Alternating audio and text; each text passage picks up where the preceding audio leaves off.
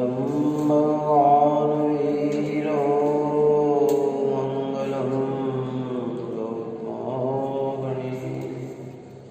मङ्गलं कुन्दकुन्दात्यो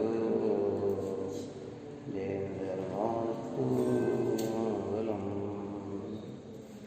सर्वमङ्गलमाङ्गल्यं सर्वकल्याणकारकं प्रधानं सर्वधर्माणां जैनं जयतु शासनं जैनं जयतु शासनं जैनं जयतु शासनं नमस्तमै साराय स्वानुभूतिया प्रकाशते चित्तवादेवाय सर्वभावान्तरचते सर्वभावान्तरचते सर्वभावान्तरचते।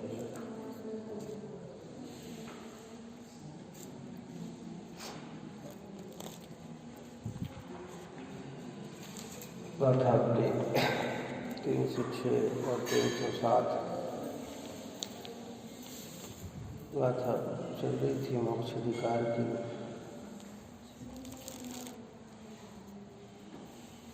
इसमें आचार्य प्रवर्तन है निश्चल नहीं की मुख्यता से ये बात कही प्रतिक्रमण शरण परिहार धारणा निवृत्ति शुद्धि इंद्राग्रह ये 8 प्रकार के विषकुंभ है।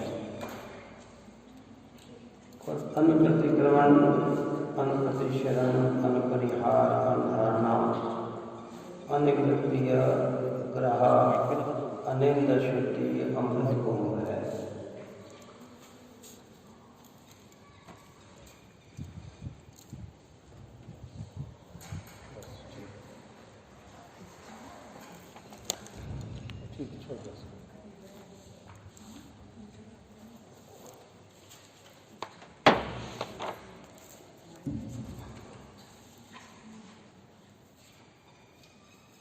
टीका अपनी पूर्ण हुई थी। भावार्थ की चर्चा करते हुए आगे बढ़ते हैं।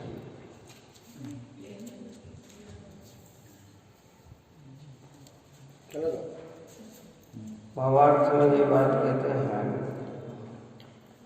कि व्यवहार न्यायमूर्ति ने कहा था कि लगे हुए दोषों का प्रतिक्रमण आदि करने से ही आत्मा शुद्ध होता है। तब फिर पहले से ही शुद्धात्मा के अवलंबन का खेद करने का क्या प्रयोजन है।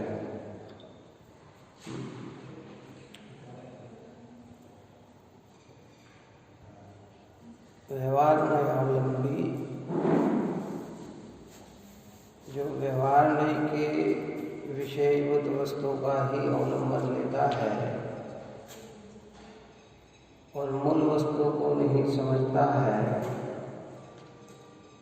ऐसे वो व्यवहार अवलंबी आगम के आधार सूत्र का अवलंबन लेकर ये कहता है कि लगे हुए दोषों का प्रतिक्रमण करने से ही आत्मा शुद्ध होता है।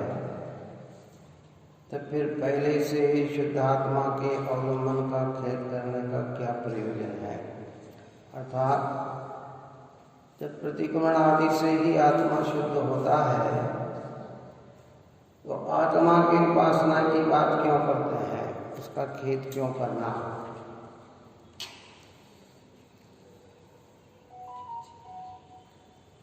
शुद्ध होने के बाद उसका अवलंबन होगा, पहले से ही अवलंबन का खेद निष्फल है। क्या कहते हैं कि शुद्ध होने के बाद उसका अवलंबन होगा, इसलिए पहले से ही अवलंबन का खेद निष्फल है। तो पहले से ही आत्मा की बात क्यों करना। पहले प्रतिक्रमण आदि से आत्मा शुद्ध होता है, पहले उससे शुद्ध किया जाए, फिर सहज शुद्ध होगा।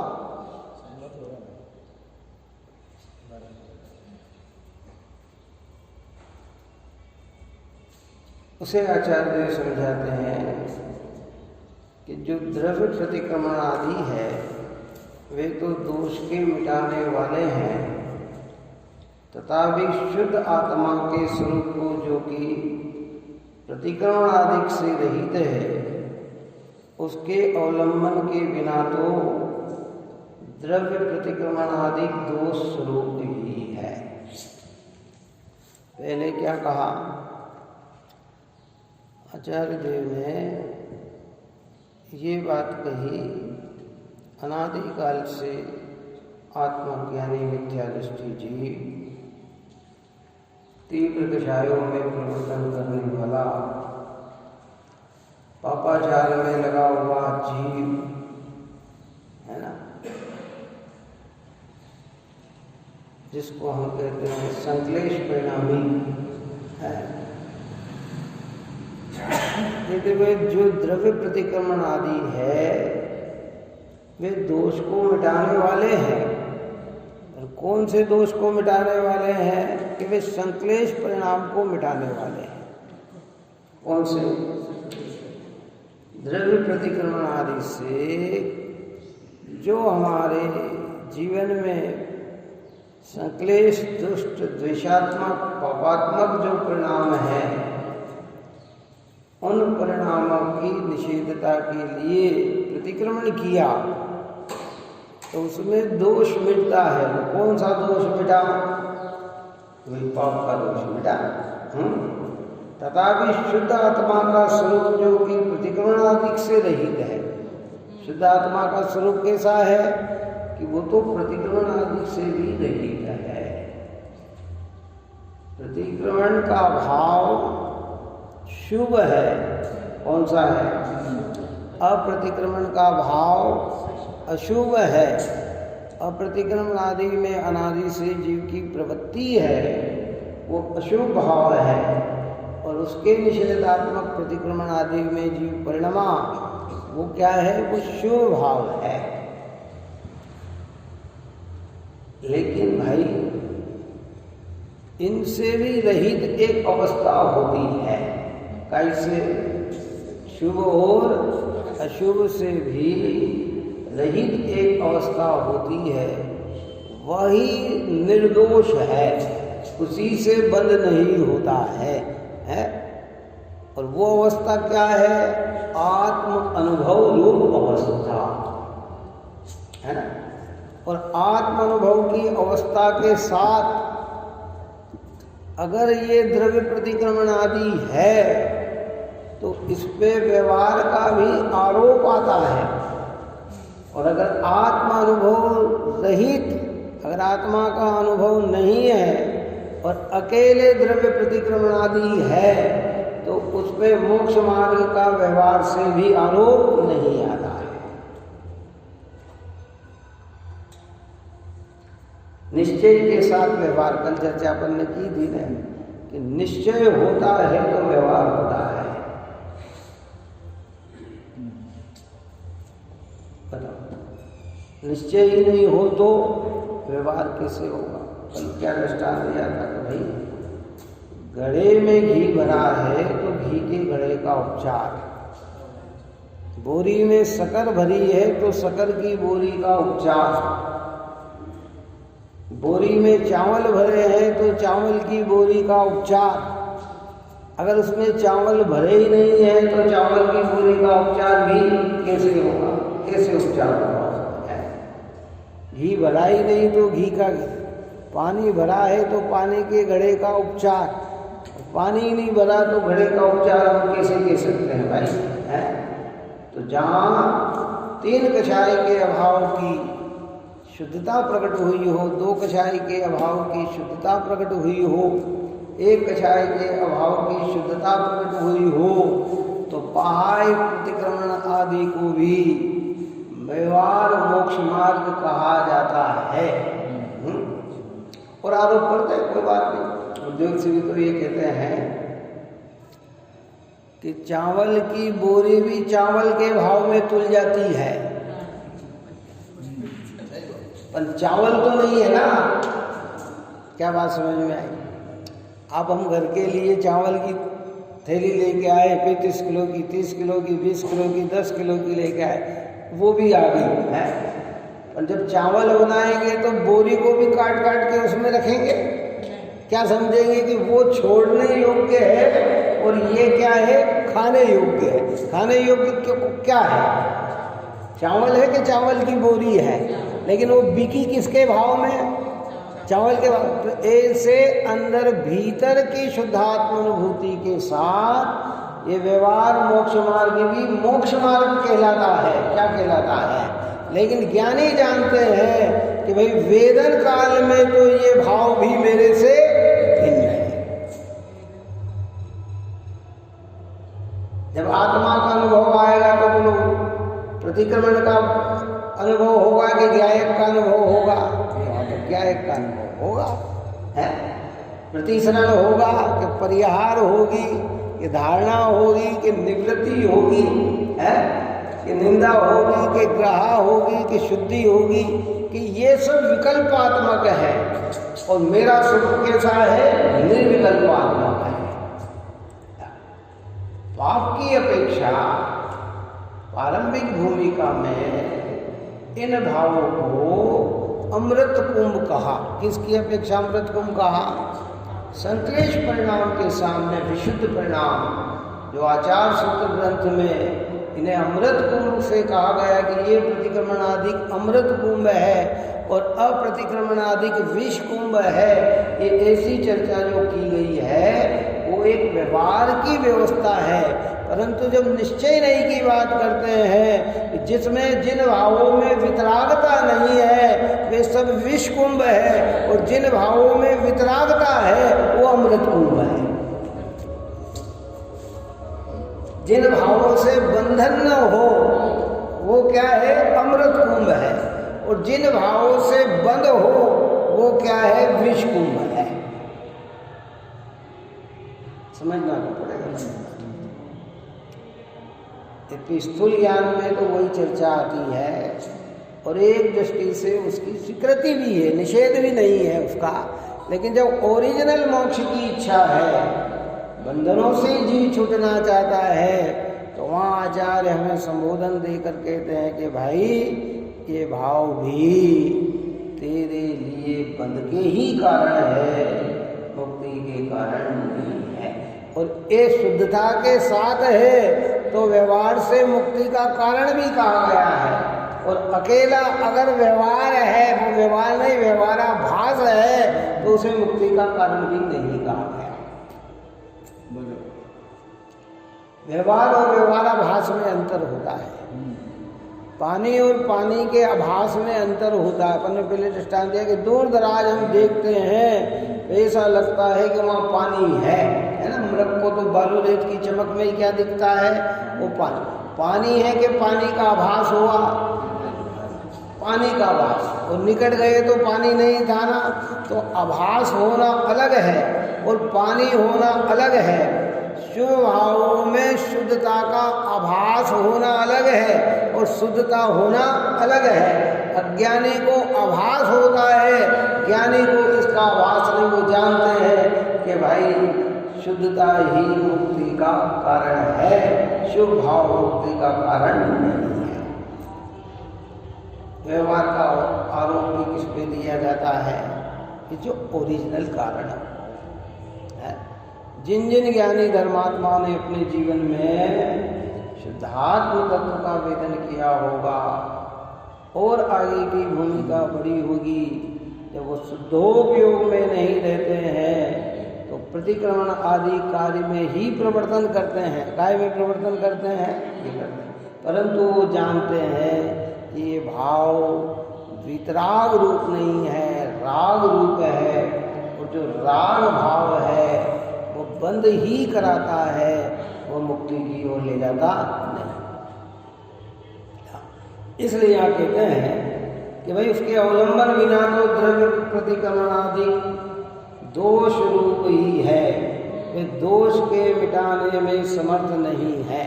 किसके अवलंबन बिना? शुद्धात्मा के अवलंबन बिना, आत्मा के अनुभव के बिना ये भी दोष स्वरूप ही है, दोष को मिटाने वाले नहीं है। हाँ, जहाँ इन्हें दोष मिटाने वाले कहे वो अशुभ भाव की अपेक्षा ठीक है। कौन सा? स्थूल दोष है ना, पापाचार का, कदाचार का, खोटाचार का, दुराचार का, अनितिचार का, अन्यायचार का, ये दोष मिटाने के लिए ये है। लेकिन कर्म के बंधन से मुक्त कराने के लिए तो शुद्धात्मा ही सर्वमान्य है।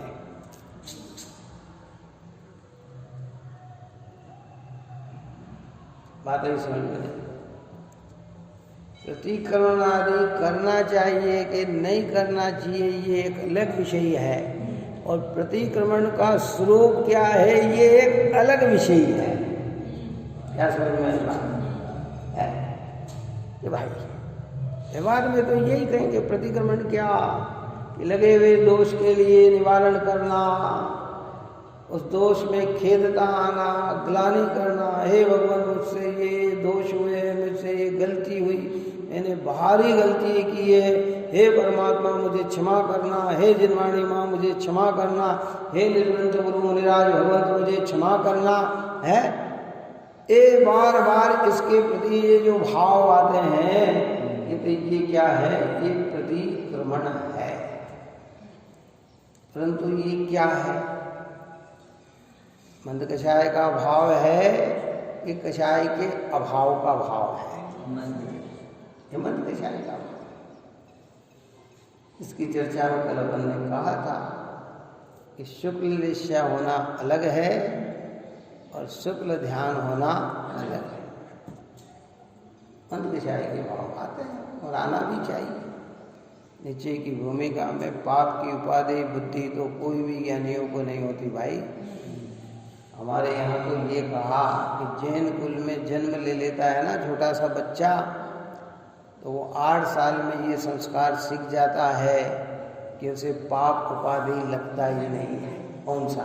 8 साल में आता है ना, अरे चिट्ठी देख के, अरे पाप है बेटा, नमो बोलो, नमो कार्मत, नमो ओरियंताम, नमो सिद्धांत, नमो आर्यानम, नमो वज्रानम, नमो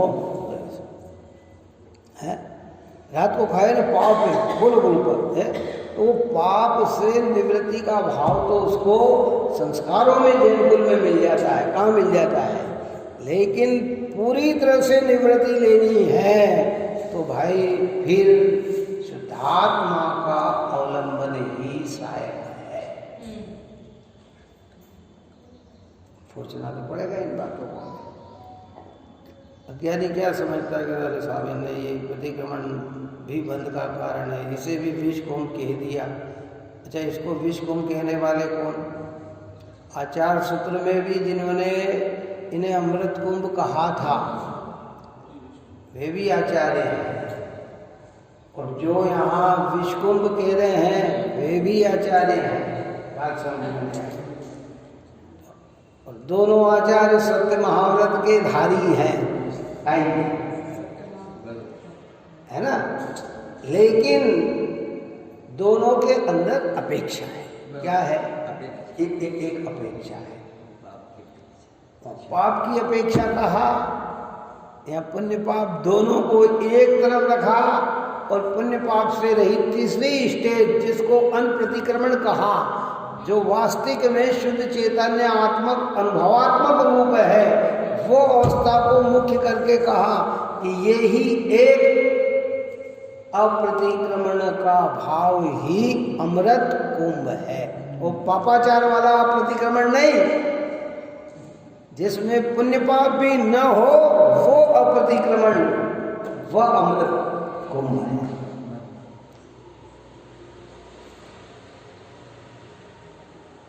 समझना पड़ेगा। देखो भाई, गंभीरता से समझना। इसलिए अपन ने कहा कि जिनवाणी में शब्द होते हैं, मर्म होते ज्ञानियों के ज्ञान में। इसमें और जिनने वे सूत्र की रचना की है उनके हृदय में उसका मर्म होता है। किसका? एक एक सूत्र में अनेक अनेक मर्म भरे पड़े हैं। ज्ञानियों ने तो उसका सब समझकर उसको लिखा। अज्ञानी जीव जो है उसके रहस्य तक नहीं पहुंच पाता और वो बाहर में ही विपरीत मानकर अपने मिथ्यात्व को पोषण कर रहा है, क्योंकि निश्चय नहीं की अपेक्षा युक्त ही व्यवहार नहीं मोक्ष मार्ग है। देखो कितना बढ़िया स्पष्टीकरण किया है। क्या कहा? क्योंकि निश्चय नहीं की अपेक्षा से युक्त ही व्यवहार नहीं मोक्ष मार्ग है। कौन सा मोक्ष मार्ग है? हाँ, अगर निश्चय नहीं है, अगर बोरी में चावल नहीं है तो वो चावल की बोरी भी कहलाती नहीं है। एक कषाय का अभाव, दो कषाय का अभाव, तीन कषाय का अभाव, ये मोक्ष मार्ग है। और चार कषाय का अभाव मोक्ष है। क्या है? एक कषाय के अभाव में, एक कषाय मतलब मिथ्यात्व अनंतानुबंधी के अभाव में मोक्ष मार्ग की शुरुआत। जगन कहे अविरत समदृष्टि तीनों शिवमगचारी। क्या कहा? छेड़ाला में लिखा ना कि जगन कहे अविरत समदृष्टि, अविरत सम्यक दृष्टि। और ये तीनों कौन से? उत्तम, मध्यम, जघन्य। ये तीन प्रकार के जो अंतरात्मा होते हैं, उन अंतरात्मा में जो जघन्य अंतरात्मा है वो अविरत सम्यक दृष्टि है। तो ये उत्तम अंतरात्मा, मध्यम अंतरात्मा, जघन्य अंतरात्मा, ये तीनों ही मोक्ष मार्गी है। शिव मार्गी, शिवचारी मतलब शिव मार्गी, मोक्ष मार्गी है। तो एक कषाय के अभाव में मोक्ष मार्ग, दो कषाय के अभाव में मोक्ष मार्ग। जब दो कषाय का अभाव ज्ञानी के जीवन में आता, पहले कषाय के अभाव में अपन ने फिर चर्चा की थी, फिर ध्यान से सुने इस चीज को कि जहाँ मिथ्यात्व और अनंतानुबंधी जाती है वहाँ सम्यक्त्वाचरण प्रकट होता है। 25 दोषों से रहित निर्दोष आचरण प्रकट होते हैं। क्या क्या प्रकट होते हैं? और दो कषाय के अभाव में अणुव्रत आदि का भाव आता है। क्या आता है? अणुव्रत धारण होते हैं, 5 अणुव्रत होते हैं, 4 शिक्षा व्रत होते हैं, 3 गुण व्रत होते हैं। फिर उसकी भूमिका में और आगे बढ़ते हुए प्रतिमा को धारण करते हुए वह जीव, एलक जी, चुल्लक जी, चुल्लिका जी है और अर्जिका जी तक का परिणाम उसकी परिणति में आ जाता है। और 3 कषाय के अभाव में तो दिगंबर सौम्य मुद्रा प्रकट हो जाती है। तिल तुस मात्र भी परिहर जिनके पास नहीं होता है, जो ज्ञान ध्यान तप में ही लवलीन रहते हैं, निरारंभ अपरिग्रही होते हैं, किसी प्रकार का परग्रह नहीं, कोई प्रकार का आरंभिक कार्य नहीं, ऐसे भाव में बहते हैं। क्या तो संपूर्ण कषाय का अभाव हो जाए तो अरिहंत हो जाते। 3 है मोक्ष मार्ग और ये है चौथा मोक्ष। फिर मोक्ष मार्ग नहीं, अरिहंत भगवान मोक्ष मार्गी नहीं है, मोक्ष प्राप्त कर चुके हैं। वहाँ द्रव्य मोक्ष नहीं है, भाव मोक्ष है। सिद्ध भगवान के द्रव्य और भाव दोनों मोक्ष प्रकट हो गए। कौन से? अरिहंत भगवान भी मोक्ष है और उन्हीं ने मोक्ष मार्ग बतलाया। मोक्ष मार्ग किसने बतलाया? मोक्ष जाने वाले ने मोक्ष मार्ग बताया ना। जो मोक्ष नहीं जाए वो मोक्ष मार्ग कैसे बताएंगे? फिर उनकी वाणी से प्रकरण चलता है तो आरोप तो मुख्यतः भगवान पे ही आता है, ये मार्ग किसने बताया? क्या जिसने राग देश काम आदि जीते सब जग जान लिया और सब जीवों को मोक्ष मार्ग का निष्प्रह हो उपदेश दिया है, तो किसने दिया? जिनने राग देश काम आदि पूरी तरह से जीत लिए हैं, ऐसे अरिहंत भगवान ने मोक्ष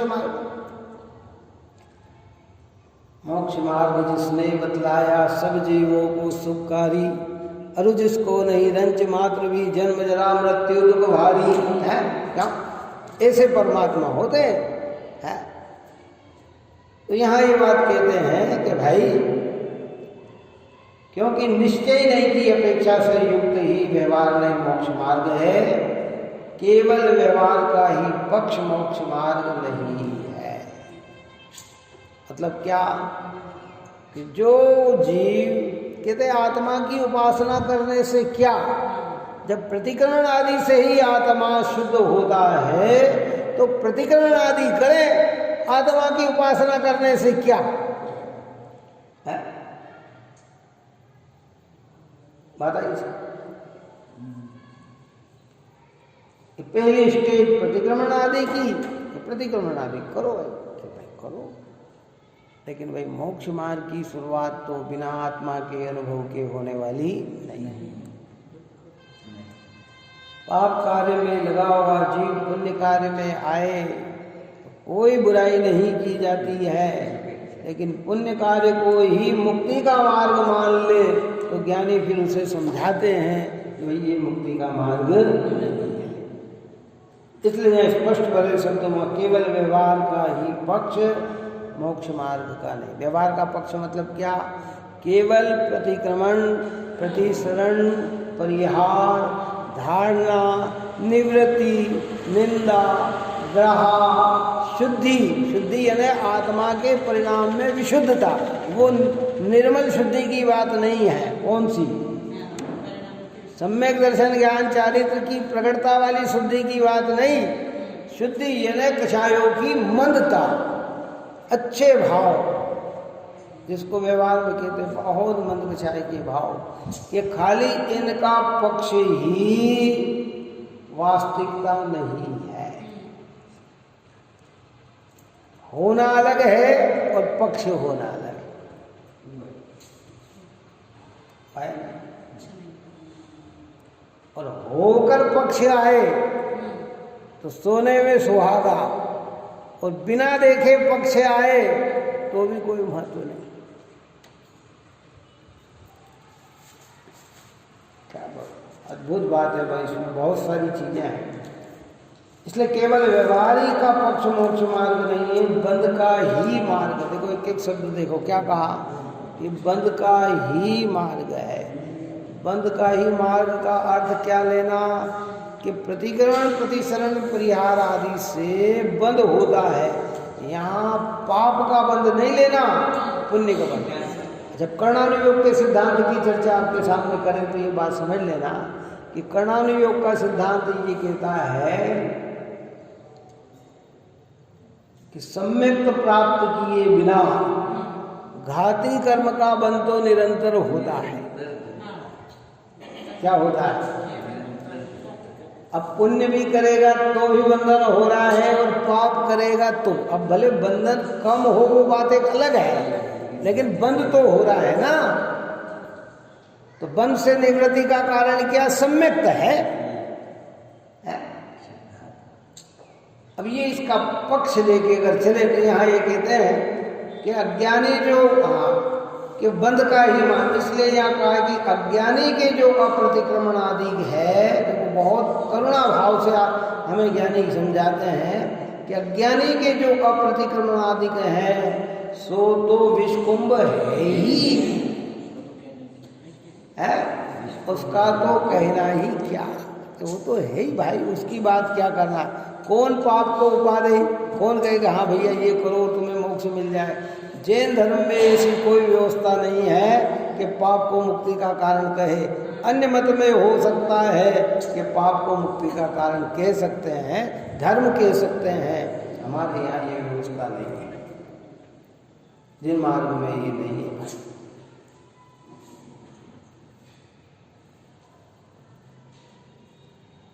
जिन मार्ग में तो विशिष्ट है, जो है सो है। इसलिए जिनवाणी में समझने के लिए गंभीर होना चाहिए। या ये नहीं कहना कि भाई प्रतिक्रमण आदि को विष कुंभ कहा तो इससे अप्रतिक्रमण आदि को अमृत कुंभ कहा, तो कोई पापाचार वाले कहते भाई वो तो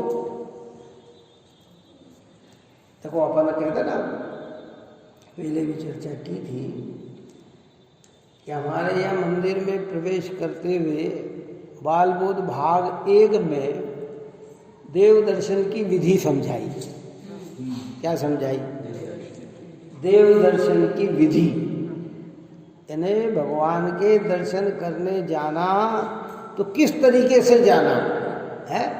तो उस समय सर्वप्रथम कहा कि भाई मंदिर में प्रवेश करने के पहले बाहर चप्पल जूते पांव आदि धोकर है और निस्सही करते हुए प्रवेश करना है। तो मतलब क्या उसका कि सारे सांसारिक कार्यों का निषेध, तो पाप का तो पहले निषेध ही कर दिया है। तो यहाँ कह रहे हैं कि जो अप्रतिक्रमण आदि भाव जो अज्ञानी के है वे तो पाप स्वरूप ही है, उनका तो निषेध है, उनकी तो बात ही यहाँ कहाँ करते हैं भाई है। यहाँ तो जो तू प्रतिक्रमण आदि करके शुद्धात्म अनुभव नहीं करता है और उसी को मुक्ति मार्ग मानता है, तो आचार्य देव समझाते हैं कि नहीं भाई, शुद्धात्मा के सामने, एक वितराग भाव के सामने ये राग भाव भी विष कुंभ ही है।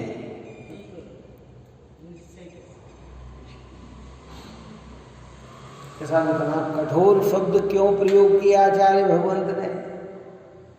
इसको विष का कुंभ क्यों कह दिया है?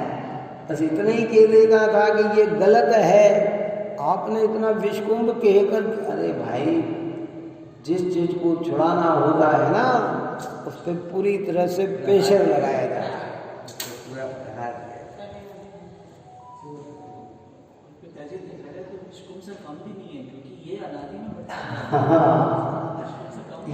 ये बात भटकन हुई है ना, विवेक तक जाकर भी संसार में भटका है, तो ये अटका कहाँ था? इन भावों में ही तो अटका था ना। बात समझ में आई कि नहीं? भोग भूमि जाकर, उत्तम भोग भूमि में आकर भी संसार में भटक रहा है, तो ये जीव अटका कहाँ था? इन भावों में ही अटका था ना। इसलिए एक शुद्धात्मा उपाधि श्रेष्ठ सारे भाव है। जब तत्व की चर्चा करते हैं और 7 तत्वों की बात हम जब करते हैं और 7 तत्वों में हे ये उपाधि की चर्चा जब हम करते हैं तो उसमें हे भाव किसको कहा? कि आश्रवबंध हे है। अब यहाँ ये प्रश्न, कौन सा आश्रव है? कि जो भी आश्रव है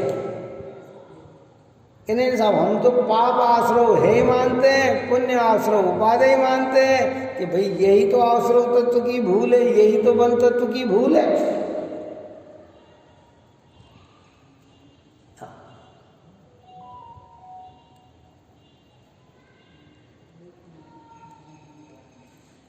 आई बात सुनो, शुभ अशुभ राग जो दुख खान उसमें माना आनंद महान, प्रभु अशुभ कर्म को मान है, माना पर शुभ को उपाधि।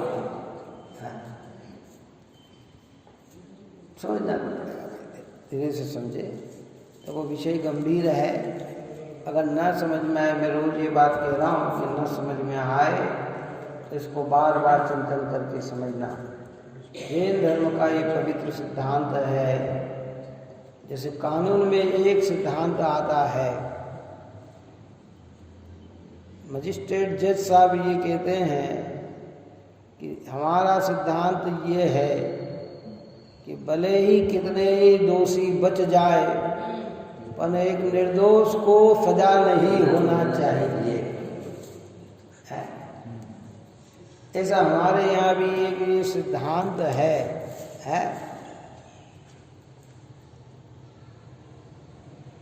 आप और हम उस शुद्धता को प्राप्त न भी कर पाए लेकिन पापाचार में न जाए। समझ में आ रही बात के नहीं आ रही?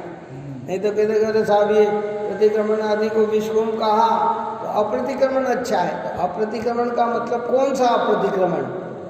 ज्ञानियों का प्रतिक्रमण कि नहीं? ज्ञानियों का प्रतिक्रमण। ज्ञानियों का प्रतिक्रमण क्या है कि जिसमें प्रतिक्रमण का विकल्प भी ना आए, वो अप्रतिक्रमण है।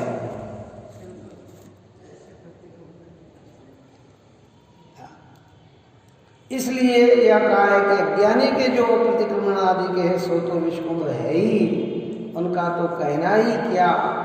किंतु व्यवहार चारित्र में जो प्रतिक्रमण आदि कहे हैं वे भी निश्चय नैसे विश्वकुंभ ही है। किसकी अपेक्षा? निश्चय नय की अपेक्षा वे भी विश्वकुंभ ही है। यानी जीव के कल्याणक नहीं है, जीव का संसार में ही परिभ्रमण कराने वाले हैं। फिर भी प्रवृत्ति क्या होगी? प्रवृत्ति क्या होगी? नीचे की भूमिका में, मध्यम भूमिका में, उत्कृष्ट भूमिका में, मनराजों की भी पराकाष्ठ भूमिका होती है।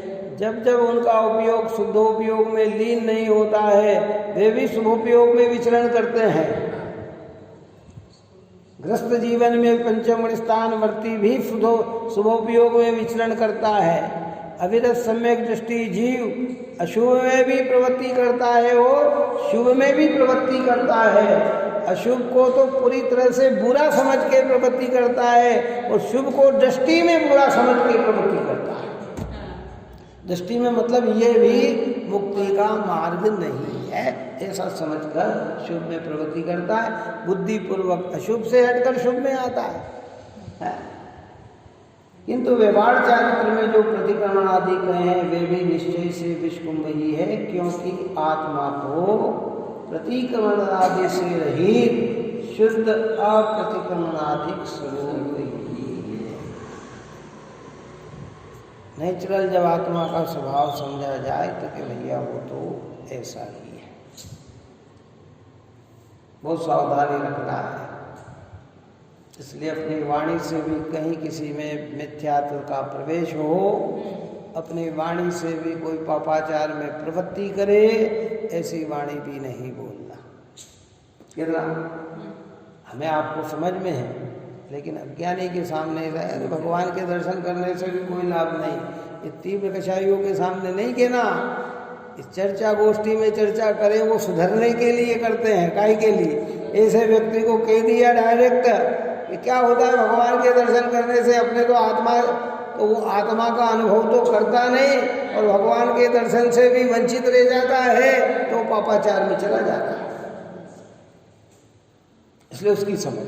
और जब उत्कृष्ट भूमिका में आ जाएगा, रोज दर्शन कर रहा है, पूजन कर रहा है, भक्ति कर रहा है, स्वाध्याय कर रहा है, चिंतन कर रहा है, दयादान में प्रवर्तन कर रहा है, पाप से भीरू हो गया है, अब कहता है यही नहीं भाई, ये कार्य भी तूने अनंत बार किए हैं, आत्मा को नहीं जान रहा है, तो ये भी संसार और विश्वकुंभ ही है, ये विष ही है। तो निर्दोष चैतन्य स्वरूप आत्मा का अनुभव कर, जिसमें किसी भी प्रकार का कोई बंधन नहीं है। कब तक हुआ को करना? देखो, अधिकार के साथ पन्ने पलट जाए, गाथा पलट जाए, गाथा बदल जाए तो चिंता नहीं करना, लेकिन हमारा धारणा ज्ञान न बदले इसका ध्यान रखना। काय के साथ? या नहीं तो हम कहेंगे साहब ये अधिकार चल रहा है तो आश्रम अधिकार को पूर्ण कर दो, करता करो दे, कि वो धारणा में बनी रहना चाहिए कि बात हम क्या समझ के आए हैं, हम क्या सुन के आए हैं, हमारी प्रतीति कैसी होना चाहिए है। प्रारंभिक भूमिका बाल बोध में आया है, इसलिए मैंने तो कहा ना, गुरुदेव श्री कहते थे। और जब सोनगढ़ में गया था, मैंने बताया था आपको, सोनगढ़ जब गए थे सन 81 गुरुदेव श्री के देह के वियोग के बाद, वहाँ चिमन भाई कामदार करके बहुत अच्छे विद्वान थे, वो जैन सिद्धांत प्रवेशिका की क्लास लेते थे इतने। और इधर समय सारे वहाँ तो एक ही समय में 5-5, 7-7 क्लासें चलती थी। कैसी चलती थी? प्रवचन भी हो रहे हैं, उधर क्लास भी चल रही है, इधर ये भी चल रही, अलग अलग टाइम पे नहीं, क्योंकि संख्या इतनी होती थी 2-2 हज़ार लोग आते थे, 2-3 हज़ार लोग रहते थे। तो सबके अलग अलग कि भैया ये तुम यहाँ पे ये चलाओ, यहाँ पे ये चलाओ, यहाँ पे। और मेन समय में जब रात को देते थे तो विशेष रूप से प्रवचन होते थे। तो वहाँ तो चिमन भाई की क्लास में कितने अच्छे पंडित लोग भी बैठते थे। कौन बैठते थे? अरे साहब हम लोग विद्वान हैं। अरे नहीं भाई, जब तक सिद्धांत, उसका नाम ही क्या था? जैन सिद्धांत प्रवेशिका।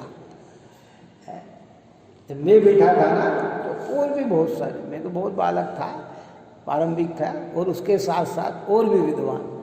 तो बड़ा मेरे को भी लगता कि इतने बड़े, अरे भाई समझने के लिए छोटा बड़ा नहीं होता। कौन होता है कि नहीं साहब? कई लोग होते हैं ना, अरे तो बाल बोध की क्लास चल रही है, अपन तो समय सार सुनो। कि भाई बेस बनाने वाला तो बाल बोध है तुम्हारा। बात समझ में आई ना? ये छोटी चीजों में, उसमें किस तरीके से उभर के ऊपर आया है, कहाँ से कैसे उभर के आया है, पूर्व का सारा नॉलेज लेके ऊपर आया है, तो उसके अंदर पाप तो दूर से ही क्या होता है? परित्याग हो जाता है। फिर वो आगे जाके समझता है कि अरे रे, ये भी मैं जिन भावों में रुक रहा था, धर्म मान रहा था, जनवाणी माता तो इसे भी विश्वकुंभ कहती है। तो मुझे कहाँ जाना है? मुझे अपने चैतन्य का अनुभव करना है, निरपराध दशा, है ना? क्योंकि आत्मा तो प्रतिक्रमण आदि से रहित शुद्ध अप्रतिक्रमणादि स्वरूप ही है। दृष्टि में कहते हैं कि आत्मा कैसा है? वह तो अप्रतिक्रमणादि, क्योंकि आत्मा के मौलिक स्वरूप में शुभाशुभ नहीं है, अशुद्धता नहीं है। वो तो कैसा है? वो तो एक ज्ञायक भाव है, एक चैतन्य भाव है। इसलिए उसमें उपयोग ठहरना वो निर्दोषता है, उसे विस्मरण करना वो दोषता है। वो क्या है? वो दोषता है।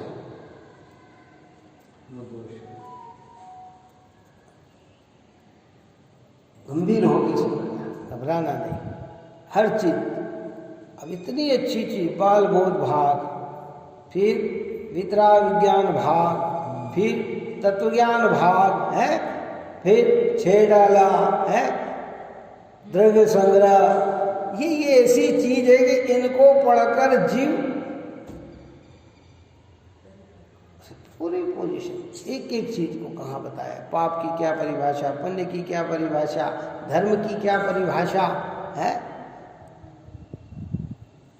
लेकिन तो कहते भैया धीरे धीरे, ये जरूरी नहीं है कि इतना पढ़ने पर ही शुद्धात्मा अनुभव होगा, लेकिन टाइम हो तो इनको पढ़ने में बुराई नहीं है। बात समझ में आई नहीं?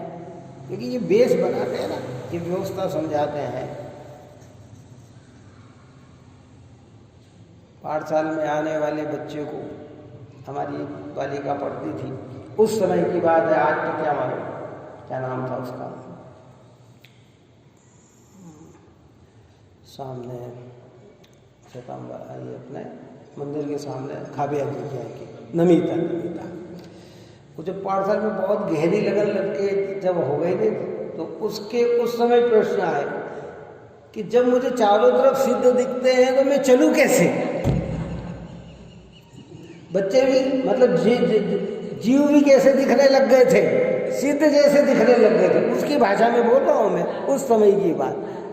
प्रारंभिकती थी, राज बार सुनते कि प्रत्येक आत्मा सिद्ध समान है, सब सिद्ध जैसे है, ये है। तो उसके परिणामों में ऐसी दशा उत्पन्न हो गई, कैसी हो गई कि जब ये है तो मैं चलूं कैसे है। फिर धीरे धीरे समझ में आई कि भैया संसार की और जब उत्कृष्ट भावना बढ़ जाए मुनिराज, इसलिए तो दीन में विहार करते हैं। कहाँ विहार करते हैं? देख कर विहार करते हैं। ये पावर कहाँ से आया है? ये भाव कैसे आए? क्यों बिना देखे चलने का भाव मुनिराज में नहीं आता है? क्योंकि हमारी दृष्टि में वो एकेंद्रीय दिखते हैं, उनकी दृष्टि में तो वे भगवान स्वरूप दिखते हैं। मैं अपने कारण किसी भगवान का अनादर अब पीड़ा क्यों पहुंचाऊं? इसलिए उनकी सारी मर्यादा, उनका पूरा जीवन चरित्र उनके लक्ष्य से नहीं होता। उनके जितने भी आरंभिक आहार आदि में भी प्रक्रिया बनती है, उनके लक्ष्य से नहीं बनती है, क्योंकि उन्हें पता है कि एक जीव का भी घात होना उन्हें वो दोष समझते हैं। धीरे धीरे ये सब बातें समझ प्रत्येक आत्मा घास जीवे तो मैं घास के ऊपर कैसे चल सकता हूँ, कैसे बुद्धिपूर्वक पाँव रख सकता हूँ। बहुत अर्जेंटली हो बात अलग है, नहीं तो वहाँ भी मेरे लिए रखने लायक पैर नहीं। तो ये तो पापाचार जिनवाणी। पर कोई ये करके ही समझ ले कि मैंने धर्म कर लिया, तो यहाँ समझाते हैं कि नहीं भाई, ये परिणाम भी बंध के ही कारण है। तो इन भावों को नहीं करना कि नहीं करना, तो क्या करना कि वितराग भाव को करना। इसको कल भजन में अपन ने कह दिया था कि छोड़ शुभ की दिया कलाप, पर शर्त है कि करो मत कदाच पाप। शुभ में न मगन हो शुद्धता विसर्जनी, कि तो शुभ में मगन मत हो भाई, तुझे तो शुद्धता की ओर बढ़ना है, निर्मलता की ओर बढ़ना है। पाप कर्म छोड़कर पुण्य कार्य में लगकर भी तो पुण्य में संतुष्ट मत होना, तुझे तो आगे की ओर जाना है। ये मार्ग है। एक होता है मार्ग और एक होता है उन्मार्ग। कौन सा? चाहे जैसे चलना उन्मार्ग है, और सीधी जहां पहुंचाए उस मार्ग पे चलना मार्ग है। कौन सा? कि साहब मैं तो सुबह से शाम तक चलता हूँ। कि तू चलता है तो कहाँ चलता है? कि भाई मुझे ये पता नहीं, पर मैं चलता हूँ, कि तेरा ये उन्मार्ग है। और एक कहता है मैं चलता हूँ, धीरे चलता हूँ, पर चलता हूँ। कि कहाँ चलता हूँ? कि सीधे मार्ग पे चलता हूँ। तो ये मार्ग है, सम्यक दर्शन ज्ञान चारित्र का मार्ग है, से सब उन्मार्ग है। ये मार्ग है। सम्यक दर्शन की आराधना शुद्धात्म तत्व की अनुभूति से प्रारंभ होती है। अनुभूति के बिना सम्यक दर्शन होता नहीं। ये ऊपर सारी चर्चा अपन कर चुके हैं। कोई बिना अनुभूति के सम्यक दर्शन कहता है तो व्यवहार की चर्चा की गई है ना।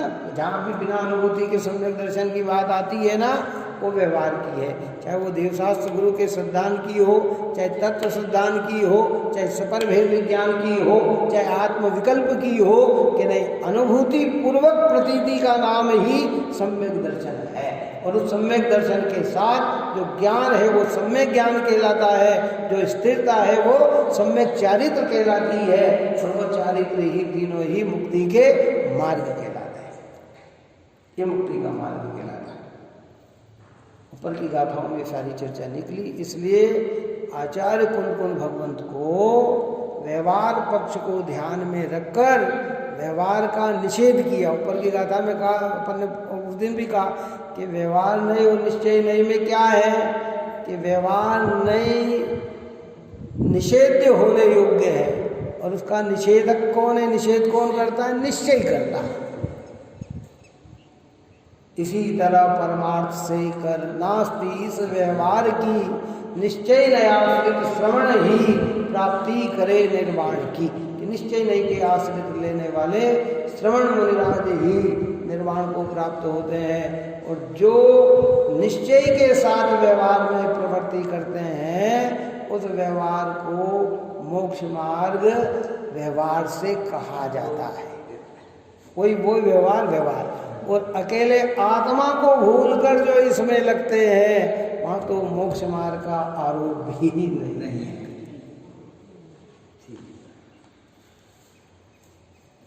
सोचना तो पड़ेगा इन सब बातों को।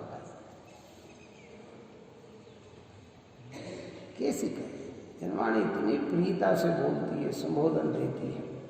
अब इसी अर्थ के कलश रूप काव्य की चर्चा पर कल करेंगे। 188 नंबर का बहुत पवित्र कलश आचार्य अमृतचंद्र भगवंत ने रचा है। देखो, न भी समझ में आए तो समझने का प्रयत्न करना, और फिर भी समझ में न आए तो जो बुद्धिपूर्वक पापाचार है उनसे निवृत्ति लेना, पुण्य कार्य में लगना, इति श्री मानकर बैठना नहीं। आज नहीं समझ में आ रहा कल समझेंगे, कल नहीं समझ में आ रहा परसों समझेंगे, ऐसी जिज्ञासा हृदय में बनाते हुए आप और हम सब इस पवित्र मार्ग में लगे, यही मंगल भावना है।